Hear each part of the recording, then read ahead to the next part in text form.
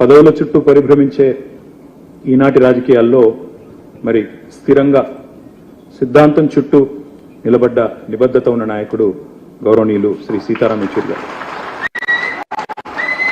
ఎప్పుడు ఏ కండువా మారుస్తారో తెలియని ఫిరాయింపుల ఈ కలలో కడదాకా కమ్యూనిస్టుగా బతికిన ఆదర్శ నేత.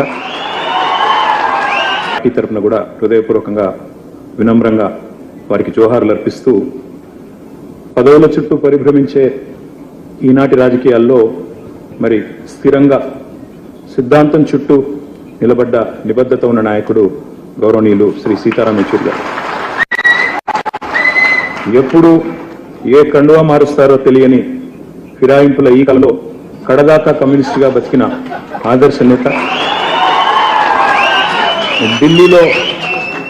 ఢిల్లీలో వెలిగిన అసలైన హైదరాబాదీ బిడ్డ యెచూరి గారు.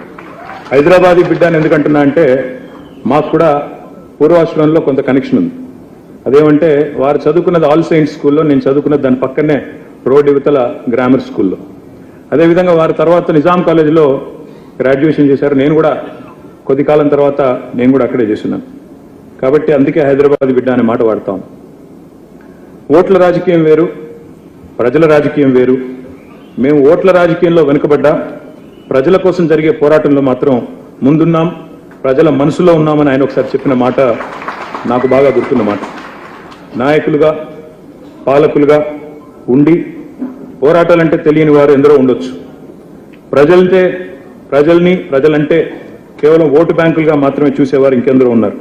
అణగారిన వర్గాల కోసం ప్రశ్నించే గొంతుకగా ఎదిగిన వ్యక్తిత్వం చాలా గొప్ప విషయం అని చెప్పక తప్పదు.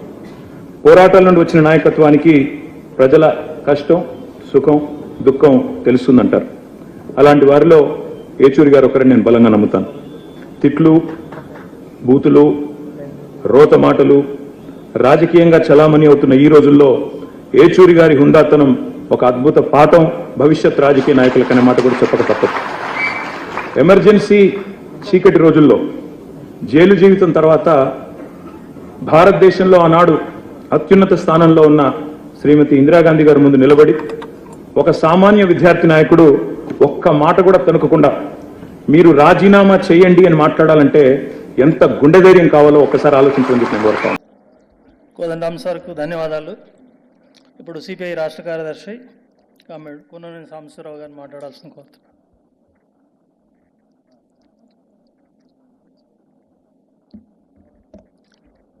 ఈనాటి సీతారాం యెచూరి గారి సంస్మరణ సభకు అధ్యక్షత వహిస్తున్నటువంటి పెద్దలు వీరభద్రం గారు, ఇటువంటి ఒక